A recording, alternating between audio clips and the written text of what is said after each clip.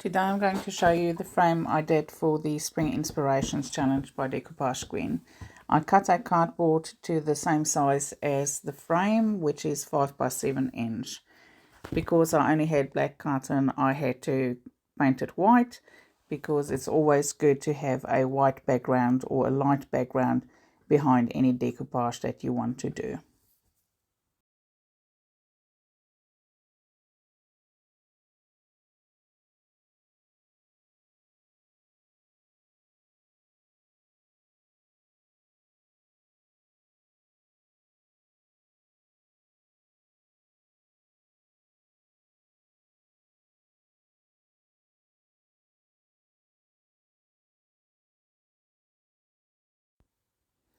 While that dries, we will start on the frame.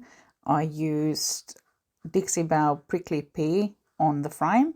It's a vibrant, very nice hot pink color, which will accentuate the colors in the decoupage paper I'm using.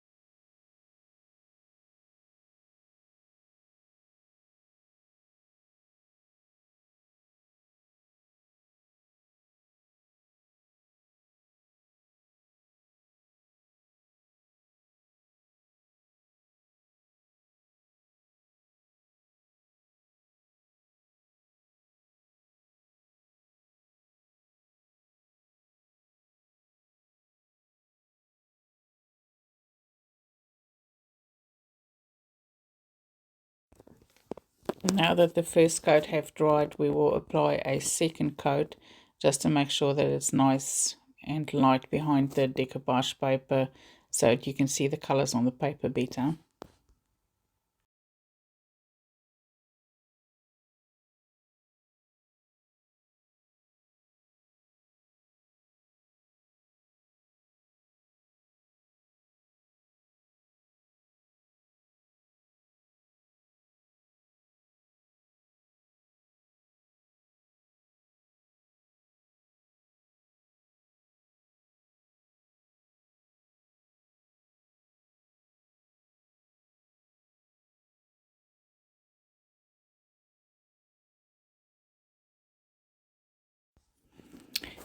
And I actually added a third coat because I wasn't satisfied with the coverage I had from the first two.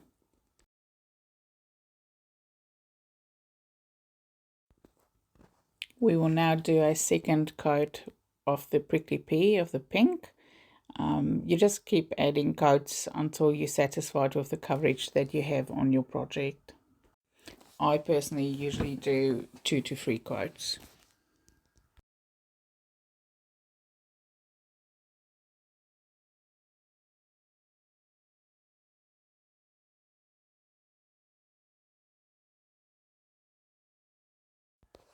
Now we are going to do decoupage with Mod Podge.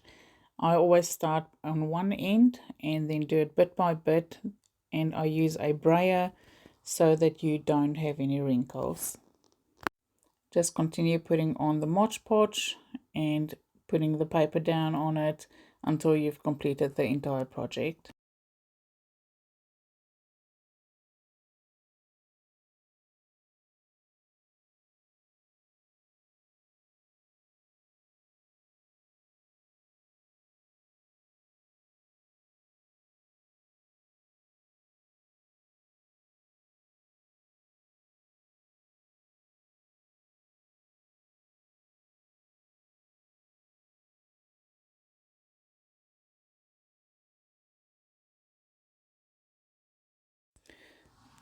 I'm now going to make molds using the dust clay. Just get your clay, cut it, knead it in your hands, and then press it firmly into the mold. Then I use a palette knife to cut the excess off and then remold it, or demold it rather. And you continue doing that until you have all the bits and pieces that you want. It's important to put your clay back into a plastic bag inside a sealed plastic container that keeps your clay pliable and easy to work with.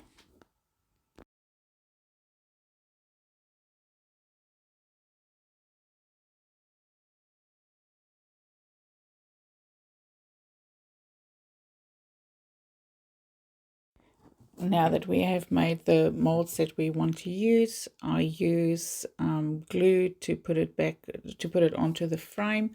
Just use a little bit of glue and press firmly. Because it's air dry clay, it will dry on the frame, and I just always use enough coverage of the glue to make sure that it will actually stick.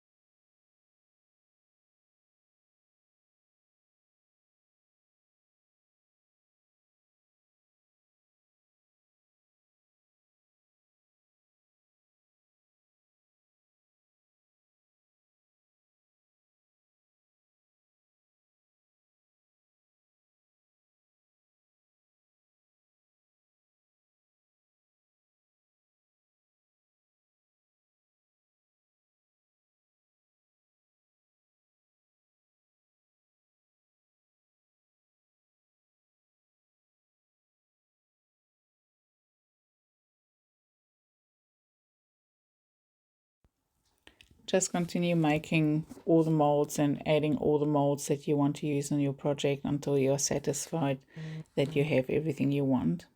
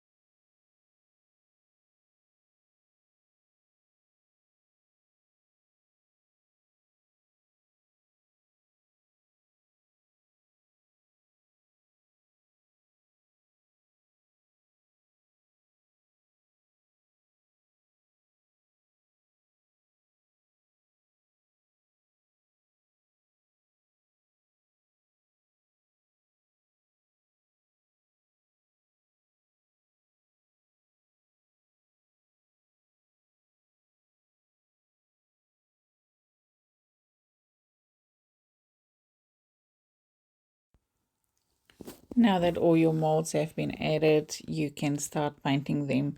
Of course, if you know what molds you want to use, you can always add them first to the frame before you even start painting and just paint everything together.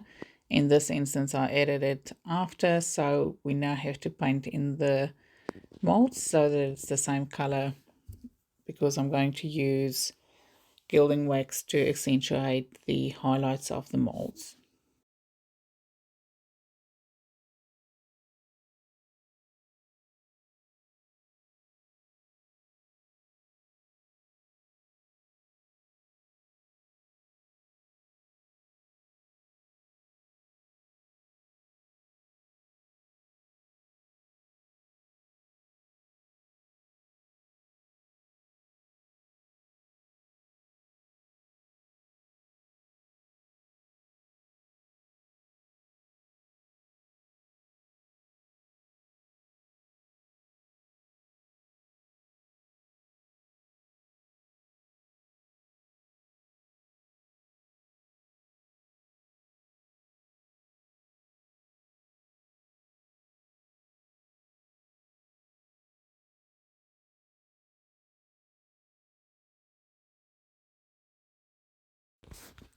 I'm now going to use silver gilding wax to accentuate the highlights of all the molds. I just use my finger, a little bit on your finger, and just rub it down the highlights of the molds, and it will accentuate all those bits and bobs.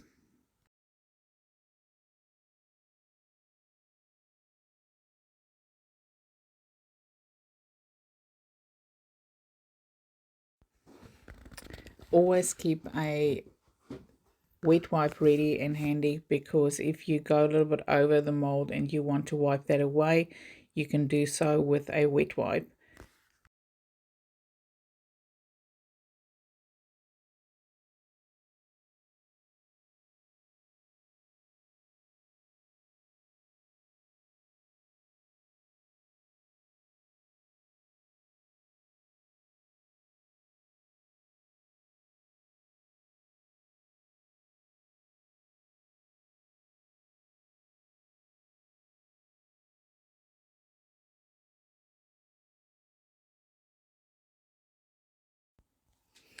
Once you're satisfied, you can start putting everything back together again and assemble your frame. That way, once you're done, it makes a beautiful gift for Mother's Day. Off camera, I painted the back of the frame as well, so it's one uniform color.